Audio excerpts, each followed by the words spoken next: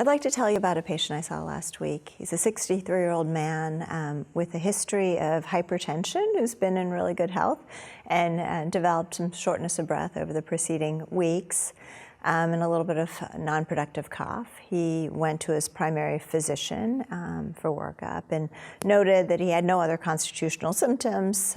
He maintained medications of simvastatin and a regimen of inhalers that he'd been on for several years.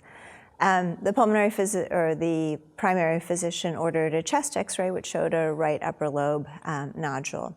A CT was then obtained, which showed a 3.1 centimeter in the right upper lobe, as well as a 1.7 centimeter paratracheal node and a 1.8 centimeter subcarinal node.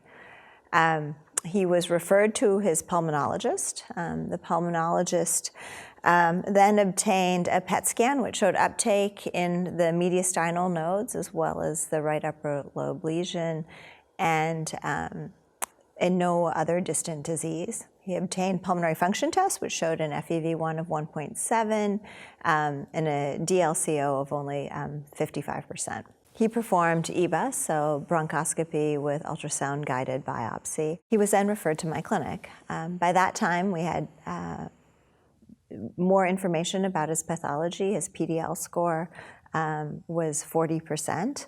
He had no EGFR, ALK, ROS1, or BRAF alterations in the tumor. And I presented him at multidisciplinary tumor board.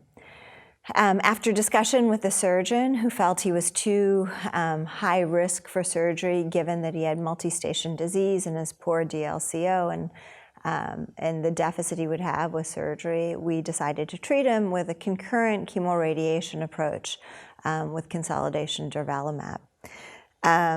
Following chemoradiation, which he tolerated quite well, his first CT scan demonstrated a partial response, and now he's getting durvalumab every 2 weeks. So locally advanced disease represents almost 30% of all lung cancer diagnoses. Patients will often present with some nonspecific pulmonary symptoms and are surprised to find that they have more advanced disease with mediastinal nodal involvement. Many of our patients will have multi-station involvement, and for those patients, multidisciplinary input and evaluation is absolutely paramount. We know that many patients will have different degrees of mediastinal adenopathy, but you can't really call a patient as having stage 3 disease unless you have pathologic confirmation of those mediastinal nodes.